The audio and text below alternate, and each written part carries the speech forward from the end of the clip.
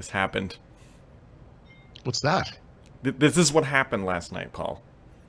Oh, that's unacceptable. 2.5 inches. That's the worst thing to happen to your city since, well, the Bengals. Which, by the way, have a less than 1% chance of making the playoffs as of this morning. I figure we could just shut it down right here. That's a good episode for today, folks. And yeah, we'll catch all of you right back here next time. Less than 1%. Anyways, things that are greater than 1% is that this episode is brought to you by Smart to Play. Quick message from Smart to Play. Smart to Play allows IT departments to re-image unlimited computer models from one golden image. Search their library for your models and grab your exclusive free licenses at smartdeploy.com/therot. So I've been trying to get the studio like actually configured correctly, and it's driving me nuts because as astute observers will notice, I am now off center. Right. And non-astute. Scoot over. Yeah, I No, the other way. I'm just gonna do it from here, but then I'm like, right. I mean, honestly, like the way you're sitting, I don't remember how you're centered on the end of the display, but it seems like you should be over, I don't know, 6 inches to your left, or I guess you're right. somewhere. What's that weird little furry-looking thing in the middle of the pumpkins there? Is that like a dead meerkat or something? What's going on? Yes, we have a wild meerkat population. They're also known as the Bengals. But no, it's a little like scarecrow-looking thing. It's oh, yeah. First off, it's facing that way, and it's got snow, and it's sad because it has like 2 inches of snow on it. Right. Other things that were also sad, Paul, was my daughter this morning, because today is the launch of Disney Plus. And I know. And she had to go to school. Well, not even that. We woke up, we downloaded the application, we logged in, and we couldn't quite get it to work. Interesting. So I was reading the news this morning on the iPad out in the sunroom, and I was like, oh, right, Disney Plus. I wonder if it's available, because I literally checked yesterday on a couple of devices to see if the app was there, so you just kind of get it going. Yeah. And it was not. And so I checked, and it works. And it's, look, it's day one, morning one. It's going to be a little slow. I certainly had those little, I did it on an iPad. You get the little, you bring up some content page, and it's like, but whatever. I mean, honestly, the quality of the video is very good, and presentation's fine. Yeah, so we tried to log in. We got an error. We got logged in, and my daughter's like, let's watch The Jungle Book. What we didn't realize is that it was actually going to be almost like page-style turning, because we were getting like 1 frame per second. It was, if only they had some sort of metric to know how many people had signed up prior, and then that's what they get for signing onto the Google Cloud or whatever they're using. They need a little more capacity, is what I'm trying to say. But it is available, and you can attempt to log in to your heart's desire. And I suspect when she gets home today from school that it will be fine. I appreciate your optimism. If you'd like to be a longtime Bengals fan, you are certainly welcome to join. Right. In the futility. We need those bright-eyed souls to join the weak Would and anyone weary. from the stands like to come down and attempt this field goal? At this point, I think they would take... Actually, what we really need is just an offensive line, potentially a defensive line. Any larger gentlemen that would like to take a hit on behalf of your local team? Yeah, all you got to do is just shuffle left to right, left to right. Just stop that guy from killing our quarterback. Do you think you can do that? Our guys Big pile on him? Whatever you want to do. As of right now, I can definitively say they can't. So any sort of just hit him in the knees will... And at some point, if you can't fight fair, fight dirty, right? I mean... Well, I mean, it's like the where you could hit a quarterback or anybody in the league these days is smaller than a strike zone, right? Yeah, like you can't hit him too high in the body, can't hit him below the knee. It's like, I mean, my God, how could you're a 300-pound moving projectile? How the heck are you going to target something that precisely? Yeah. Yep. Things that are happening is supposedly the MacBook 16-inch is going to launch maybe this week. There's supposedly a private, individual press events happening in certain places that I can't imagine why we weren't invited. Because I mean, I have a couple of ideas. Our long history of being invited to Apple press event is just just crackling with this one. But anyways, I was invited to an Apple press event a long time ago. I used to get invited to, I guess it was called Macworld. and I used to meet with Apple. Like Yeah. I met with Apple in Boston a few times. Man, can you But I imagine got in. how much better your life would be if you went down that route instead of this Windows thing? How much better my life would be. I feel comfortable where I landed. I have to say. Yeah. I mean, Microsoft back in the 90s was in maybe the early 2000s, whatever, was obviously a terrible company in many ways, and they had rough patches for sure. I mean, but as far as like not selling my soul to some terrible thing that sells overpriced products to people who can't afford them, I mean, I don't feel too bad about that. So yeah, I mean, I don't know.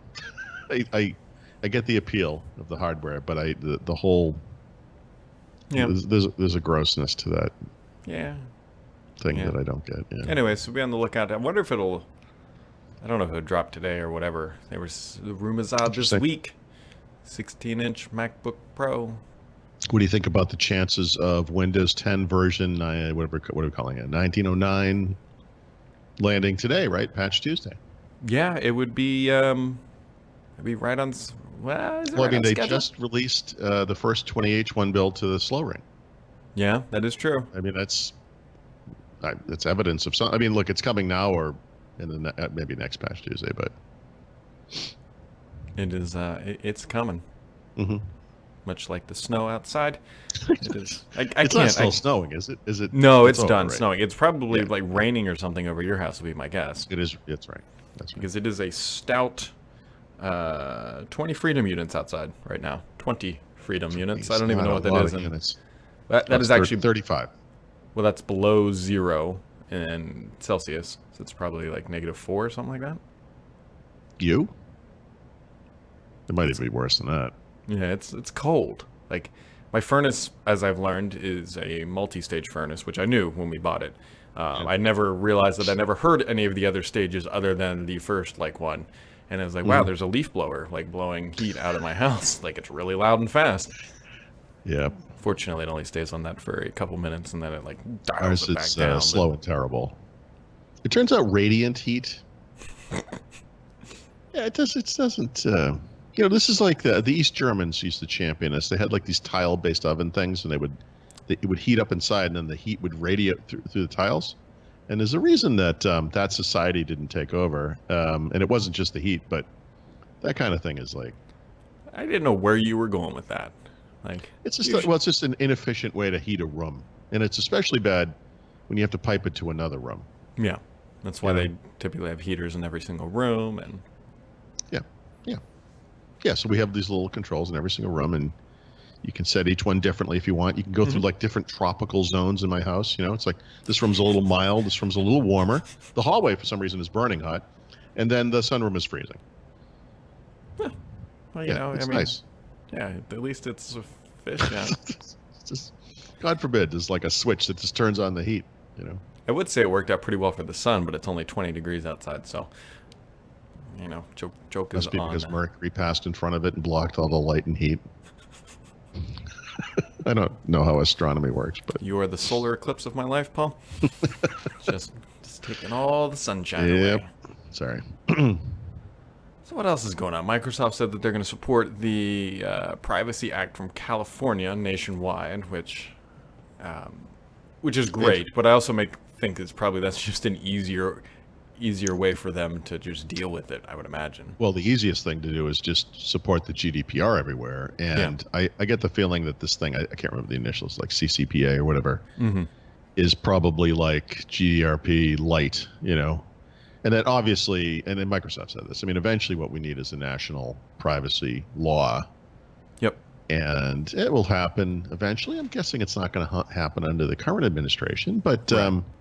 But it will happen eventually, and then obviously we can move to that at that point. But yeah, it's a good idea to get on top of this now. And then of course they look like heroes because they love privacy so much.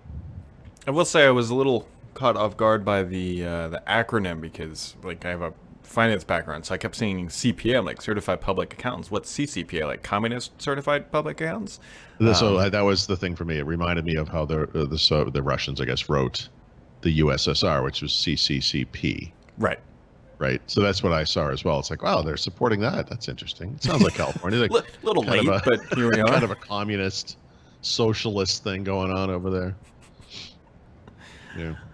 The other things happening this week, Instagram and Facebook have done what they always do best. They found another app that has a better feature, so they copied it feature for feature. It's now on Instagram. Nice. I love these guys because they don't even care that antitrust is coming. Like, they know it's coming. They're like, you know what, that app's got something good. Let's not even try to like make it our own. Let's just straight copy it and try to kill them. Yeah. The thing Instagram, I mean, obviously of the social networks, like Instagram is the least offensive. Although, I see a lot of hashtag abuse type stuff going on, like people spamming hashtags and things. But like whatever, it's still not like the political nightmare that Facebook is, or just the hate nightmare that Twitter is. But you know, it's like a photo sharing service, right? So, like you can only put 10 pictures at a time. Like what is like? I need 11 sometimes, or 12. Like, why on earth would this service, which exists only to do this thing, so limit you when it comes to sharing? Like, I don't quite get that. But Facebook, you can throw 150 photos probably in a post if you wanted to. Yep. I don't know if it's unlimited, but it's certainly more than 10. I put 20, 28, 29, something like that. I mean, it's the way it should work. Yeah, it's nobody's perfect, including nobody's perfect. Yes, including the CCPA, whatever their thing. What does it actually even stand for? California Consumer Privacy Act, is that right? Yeah, that sounds right. It sounds good. That sounds exactly what it probably is. Yeah. But knowing California is probably like California Creation of People Association or something very. I mean, California's going to burn to the ground anyway. Why do we care? Like, it's not. And then it's going to fall into the ocean. Yeah, exactly. We haven't made anyone angry in a while. Let's just start with California, I guess. That's sure. It's not like it's a big place.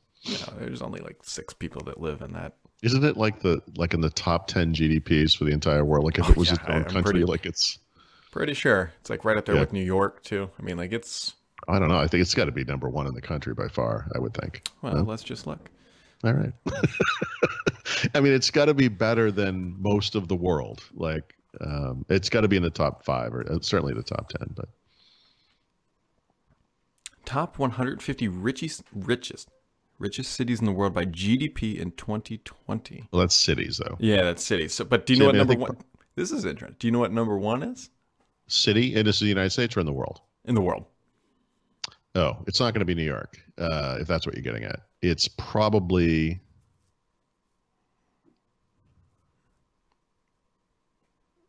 I was going to say a Chinese city.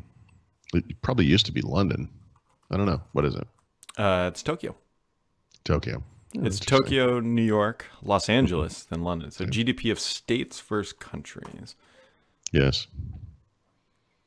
This is one of those things that comes up from time to time.